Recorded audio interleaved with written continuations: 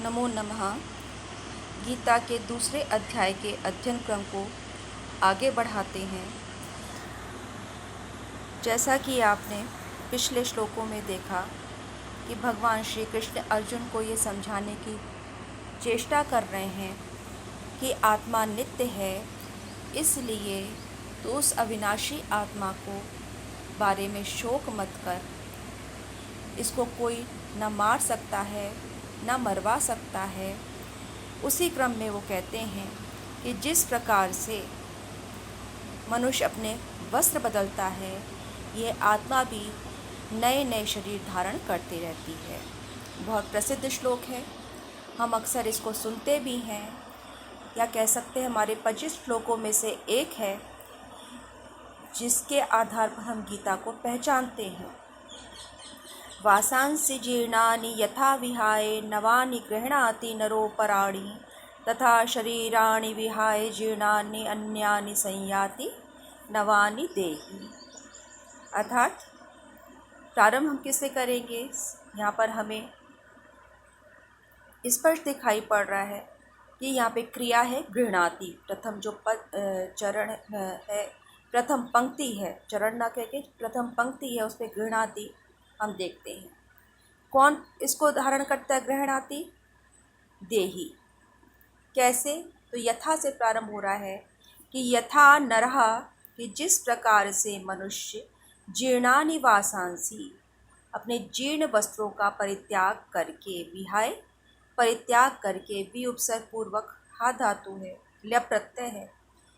तो जिस प्रकार से मनुष्य अपने पुराने वस्त्रों को त्याग कर अपराणि नवानि, दूसरे नवीन वस्त्रों को गृह्णाति ग्रहण करता है, धारण करता है, तथा देही, उसी प्रकार से दूसरी पंक्ति में तथा शरीराणि विहाय जीर्णानि अन्यानि संयाति नवानि देही। उसी प्रकार से, तथा उसी प्रकार से जीर्णानि शरीराणि, अपने जीर्ण शरीरों को छोड़कर, बहुवचन में है, तो अपने जीर्ण शरीरों को, पुराने शरीरों को छोड़कर, उनका परित्याग करके अन्यानि नवानि, दूसरे नवीन शरीर को धारण कर लेती है। यहाँ देह और देही का संबंध है, एक दूसरे के बगैर सामान्यतः हम देखते नहीं हैं, लेकिन देही है वो नित्य तत्व है। आत्मा जिसे हम देही कह रहे हैं यहाँ, वो नित्य तत्व है, उसका कभी नाश नहीं होता है। उसके लिए शरीर धारण करना उसी प्रकार से है जिस प्रकार से मनुष्य अपने पुराने वस्त्रों का परित्याग करके नए वस्त्र धारण कर लेता है। इसी क्रम में जब हम देखते हैं तो यहाँ पर इस बात का ध्यान रखना है कि भागवत में योग के उदाहरण से कर्मों से जीर्ण देह का त्याग और नूतन देह प्राप्ति को भागवत में स्पष्ट किया गया है। वहाँ कहते हैं व्रजंस तिष्ठन् तदेकेन यथे वैकेन गच्छति यथा तृणं जलौकेव देही कर्म गतिं गतः, कि जिस प्रकार से किसी तिनके पर चलती हुई जोक एक चरण से तो अपने एक पैर से तिनके को पकड़े रहती है और दूसरे अग्रभाग रूप चरण से दूसरे तिनके को पकड़ लेती है, तब पहले तिनके को छोड़ती है, यानी कि एक तिनकों को छोड़ने से पहले वो दूसरे को पकड़ लेती है। उसी प्रकार से जो देही है वो भी क्या है, अपने एक पुराने शरीर को छोड़ता है और नए शरीर को धारण कर लेता है। कठोपनिषद में आपने पिछले साल पढ़ा ही है, शस्यम इव मर्त्यापच्यते शस्यम इव आजायते पुनः। उपनिषदों का सार कहा गया है गीता को, और हमें कई बार इसमें बहुत सारे वाक्य लगता है जैसे कठोपनिषद से, कुछ अन्य उपनिषदों से जो के त्यों उठा लिए गए। अर्थात यहाँ पे अर्जुन के मोह भंग करने के लिए कठोपनिषद की शिक्षा को, उसके आत्म तत्व का आश्रय लिया गया है कि किस प्रकार से हम नित्य तत्व को पकड़ें, अनित्य को छोड़ दें। वहाँ पे कहा गया है शस्यम इव मर्त्याः पच्यते शस्यम इव आजायते पुनः, कि जिस प्रकार से धान पकता है, फसल पकती है, काट ली जाती है और पुनः बीज से पुनः अंकुरित हो जाती है, बीज का वपन होता है और पुनः अंकुरित हो जाती है, अर्थात ये क्रम निरंतर चलता रहता है। बीज से वृक्ष बनने का और वृक्ष में पुनः बीज आने का, तो ये एक के साथ दूसरा क्रम निरंतर चलता रहता है। मनुष्य जीवन मरण के क्रम में बंधा रहता है और इससे तब तक छुटकारा नहीं है जब तक हम निष्काम कर्म नहीं करने लगे। इस बात को आगे के अध्यायों में और स्पष्ट किया जाएगा। अभी केवल इतना समझ लेना पर्याप्त है कि जिस प्रकार से एक शरीर को छोड़ता है जब आत्मा, तो वो दूसरे को धारण कर लेती है, अर्थात उसका ये कर्म बंधन निरंतर बना रहता है, उसका आवागमन निरंतर बना रहता है। और शंकराचार्य उसी संदर्भ में कहते हैं पुनरपि जननम पुनरपि मरणम पुनरपि जननी जठरे शयनम, कि बार बार जो है हम माता के गर्भ में जाते हैं, फिर जन्म होता है, फिर मृत्यु को प्राप्त होते हैं। ये जन्म और मरण का क्रम निरंतर चलता रहता है।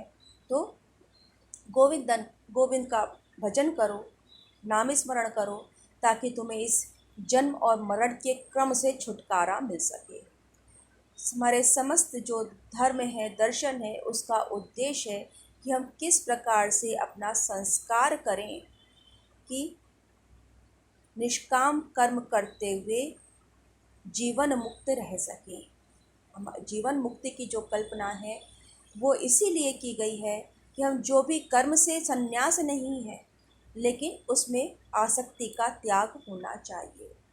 इसको हम अन्यत्र भी इसके बारे में चर्चा करेंगे कि किस प्रकार से कर्मों को करना चाहिए जिससे वो बंधन का कारण नहीं बने।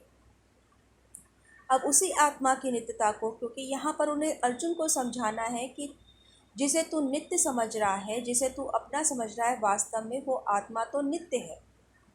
जिस शरीर का तू मोह कर रहा है वो अनित्य है, और आत्मा नित्य रहने वाला तत्व है, वही मूल तत्व है जिसने शरीर को धारण करा हुआ है। तो वो तो कभी नष्ट ही नहीं होगा, किसी भी प्रकार से उसका उच्छेदन नहीं किया जा सकता है। उसी क्रम में वो आगे कहते हैं, नैनम छिन्दन्ति शस्त्राणि नैनम दहति पावका नैनम क्लेद्यन्त्यापो न शोष्यति मारुतः एनम शस्त्राणि न छिन्दन्ति। इस आत्मा को शस्त्र काट नहीं सकते हैं, उसका छेदन नहीं कर सकते हैं। एनम पावका न दहति, इसको अग्नि जला नहीं सकती है। यहाँ सकने के अर्थ में हम अर्थ ले तो ज़्यादा अच्छा है, वर्तमान लट है दहति छिन्दन्ति, लेकिन इसका अर्थ जलाती नहीं है, अर्थात जला नहीं सकती है। एनम आपो न क्लेदयन्ति, जल इसे गीला नहीं कर सकता, आर्द्र नहीं कर सकता। और मारुता न शोष्यति, और पवन इसे सुखा नहीं सकता। अर्थात जो हमारे यहाँ पंच महाभूतों की कल्पना की गई है, जिनके पंचीकरण के सिद्धांत से सृष्टि का विकास माना गया है, यहाँ उन चार महाभूतों की, उनमें से चार महाभूत का यहाँ पर चर्चा की गई है। पृथ्वी, जल, तेज, वायु और आकाश ये पंच महातत्व हैं। इनमें से चार का कार्य जो है वो इस आत्मा वो किसी प्रकार से उसका शरण नहीं कर सकते, उसको हानि नहीं पहुंचा सकते, नाश नहीं कर सकते। यहाँ आकाश की बात नहीं कही गई है, क्योंकि यहाँ पे वो कहते हैं कि जब ये पंच महाभूत आकाश तत्व का पांचवें महाभूत का ही नाश नहीं कर सकता, तो आत्मा का तो नाश करने में किस प्रकार समर्थ होगा।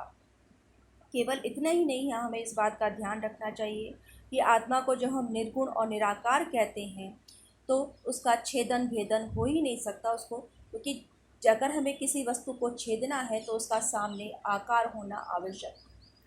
निराकार को हम नहीं छेद सकते, काट नहीं सकते हैं। जिसका आकार ही नहीं है, जो इस ब्रह्मांड में व्याप्त है, जो दृश्यमान नहीं है, उस पर किसी प्रकार के शस्त्रों का, किसी प्रकार का से व्याघात नहीं किया जा सकता है। और इसीलिए कहते हैं कि ये जो पंच महाभूत हैं, इस सब में भी आत्म तत्व व्याप्त है, अर्थात आत्मा व इदम सर्वम, ये आत्मा ही सर्वत्र व्याप्त है। तो इस पांच महाभूतों में भी आत्मा का निवास है, तो इसलिए उस आत्मा का विनाश कदापि कथापि संभव नहीं है।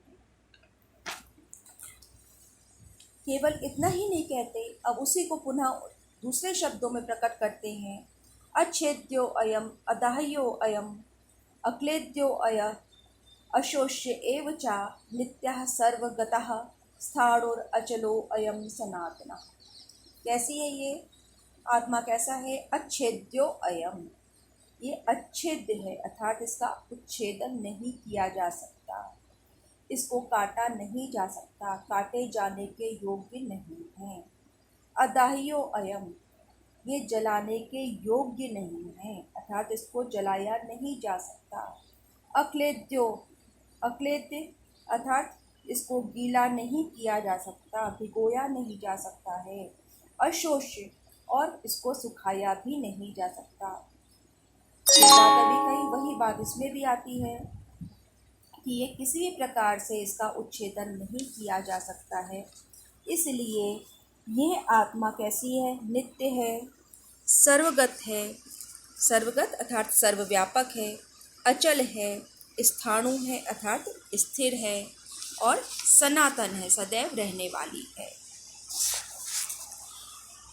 पुनः उसको आगे वो परिभाषित करते हैं, उसका परिचय देते हैं, परिभाषित तो नहीं कह सकते, लेकिन उसके बता रहे हैं कि किस प्रकार से उसको, यहाँ पे हम उस परंपरा का भी परिचय मिलता है कि ऐसी नहीं है, ऐसी नहीं है, नेति नेति जिस प्रकार से बात को सुनते आए हैं कि ऐसा नहीं है, ऐसा नहीं है, जो शेष बचा वो आत्मा है, ब्रह्म है, उसी प्रकार से यहाँ पर भी गीता में भी ये समझा रहे हैं कि अव्यक्तो अयम, यह व्यक्त नहीं है। व्यक्त हम किसे कहेंगे? अव्यक्तो अयम, अचिंत्यो अयम, अविकार्यो अयम उच्यते तस्माद् एवं विदित्वैनं न अनुशोचितुम अर्हसि।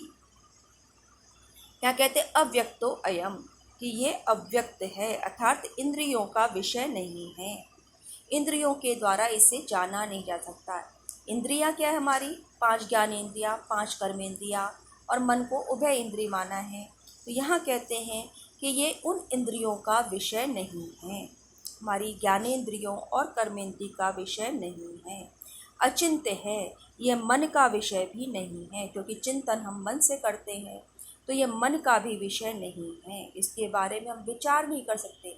हमारी विचार की परंपरा, विचार की श्रृंखला कहाँ तक जा सकती है, जिसके बारे में हम कहीं कुछ कल्पना कर सकें, कि उसके कोई आकृति की कल्पना कर सकें, कैसा है, उसके गुण को जान सकें। लेकिन जब हम कह रहे हैं वो निर्गुण है, निराकार है, निर्विकार है, तो हम उसकी किस रूप में कल्पना करेंगे? तो हम उसके प्रति मौन हो जाते हैं, केवल वो अनुभव एकगम्य हो जाती है। अनुभव एकगम्य अर्थात केवल हम उसकी अनुभूति कर सकते हैं, उसके लिए शब्द नहीं बचते। तो जहाँ शब्द मौन हो जाए, उसका वर्णन करने में असमर्थ हो जाए, स्वानुभूति के मान आए, अर्थात जिसको हम भर्तृहरि के नीति शतक में हमने सर्वदा पढ़ा कि केवल एकमात्र जो अनुभूति का विषय है, सानुभूति के मान आए, जो केवल एकमात्र अनुभूति का विषय है, उसको हम शब्दों के द्वारा जिसका निरूपण नहीं कर सकते हैं। तो आत्मा के संबंध में हम उसी प्रकार से कहते हैं कि ना तो ये व्यक्त है, व्यक्त होती तो उसका आकार होता, प्रकार होता, उसका वैशिष्ट हमें दिखाई पड़ता, सुनाई पड़ता, लेकिन ये व्यक्त नहीं है, अर्थात हमारी ज्ञानेंद्रियों का विषय नहीं है। अचिंत्य है, ये हमारी मन का भी विषय नहीं है, हम इसके बारे में कल्पना नहीं कर सकते। जो कुछ भी है केवल हम उसको अनुभव कर सकते हैं, उसके बारे इस प्रति साक्षी भाव रख सकते हैं, किंतु उसको हम यह नहीं कह सकते कि वो आत्मा इस प्रकार का है। अविकार्यो, विकार रहित है, उसमें किसी भी प्रकार का विकार नहीं है, विकृति नहीं है। विकृति अर्थात जहाँ यहाँ पे विकार का अर्थ होगा कि उसमें कोई परिवर्तन संभव नहीं है। परिवर्तन अर्थात वो अपना रूप नहीं बदलता। जैसे दूध ने अपना रूप बदला तो वो दही बन गया, छाछ बन गया, घी बन गया, तो वो दूध के विकार हो गए।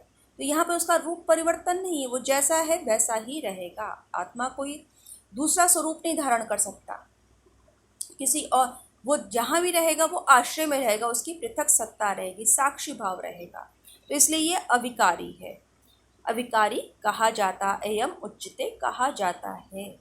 तस्माद् एवं एनम विदित्वैनम, तो इसलिए एनम इस आत्मा को, एवं विदित्वा इस प्रकार का जान के, किस प्रकार का? अव्यक्त, अचिंत्य, अविकारी, ऐसा जान करके न अनुशोचितुम अर्हसि, तुझे इसके बारे में शोक नहीं करना चाहिए, अर्थात उसके प्रति किसी प्रकार से विषाद युक्त नहीं होना चाहिए।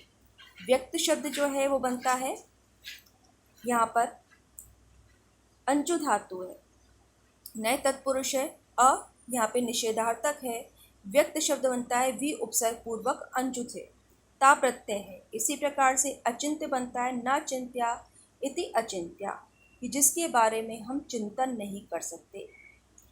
चिति से यत प्रत्यय लग करके बनता है, नयर्थ हो जाता है अचिंत्य। अविकार्य न विकार्या इति अविकार्या, वी उपसर्ग पूर्वक क्री धातु से न्यत प्रत्यय लग के बनता है विकार्य, नयर्थ में आ लग जाता है, अविकार्य हो जाता है। इस प्रकार से यहाँ पर हम जो भी इसके विशेषण देख रहे हैं आत्मा के, वो निषेधार्थक है। कि ये कैसा है कि व्यक्त नहीं है, चिंत्य नहीं है, विकार नहीं है, इसको कोई छेद नहीं सकता, इसको कोई काट नहीं सकता, इसका उच्छेदन नहीं किया जा सकता, जला नहीं सकता। इस प्रकार से हम यहाँ पर निषेध रूप में इसका वर्णन पढ़ते हैं। अब क्या कह रहे हैं कि उसके बाद फिर उसको समझा रहे हैं कि अथ चैनम नित्य जातम नित्यम वा मन्यसे मृतम तथापि त्वं महाबाहो नैवं शोचितुम अर्हसि। अथ चैनम नित्य जातम नित्यम वा मन्यसे मृतम तथापि त्वं महाबाहो नैवं शोचितुम अर्हसि। अथ इसके पश्चात भी, अथ यहाँ पर समन्वय कर रहा है, बात को आगे बढ़ाने का सूचक है, क्रमबद्धता को बताता है। अथ चा त्वम, इसलिए तुम, कैसे हो तुम, एनम नित्य जातम, एनम आत्मानम, इस आत्मा को, नित्य जातम, नित्य उत्पन्न होने वाला, उसे हम कहेंगे नित्य जातम, अर्थात जो नित्य उत्पन्न होने वाला है।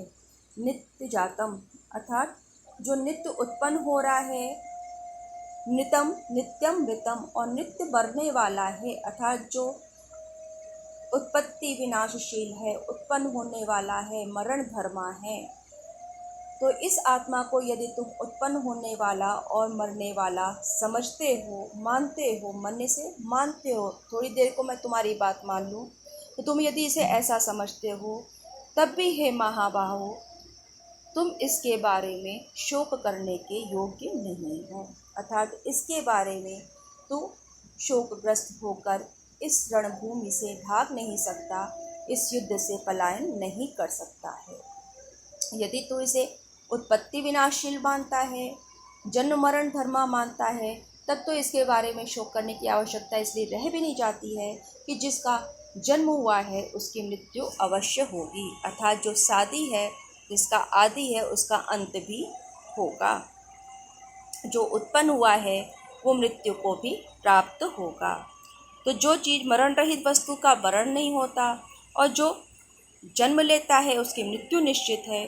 इसी क्रम को आगे बढ़ाते हुए कहते हैं, जातस् ही ध्रुवो मृत्यु ध्रुवम जन्म मृतस्य चा तस्मात् अपरिहार्ये अर्थे ना तुम शोचितुम अर्हसि। इसी स्पष्ट कर दिया उन्होंने कि जातस्य ही ध्रुवो मृत्यु, कि जिसका जन्म हुआ है, जन्म लेने वाले का, जातस्य उत्पन्नस्य, कि जन्म लेने वाले का मृत्यु अर्थात उसका मरना निश्चित है, ध्रुव है। जातस्य ही ध्रुवो मृत्यु, निश्चित है।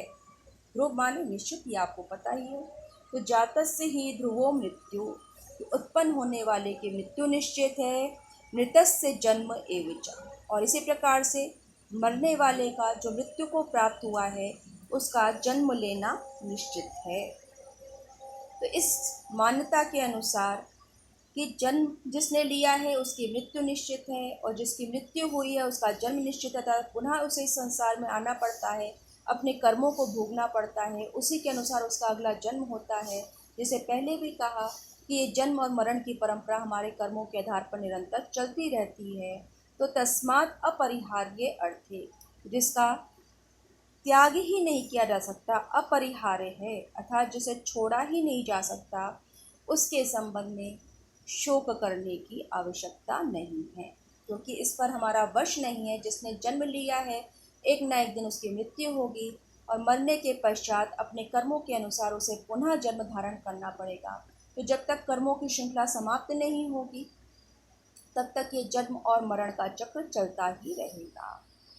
जैसे हमने स्वप्नवासा दत्तन में पढ़ा था कि अत्र जन्म जन्म मृत्युश्चा चक्रार पंक्तिर्भ्रमता जन्म ततो मृत्यु मृत्युस्ततो जन्म।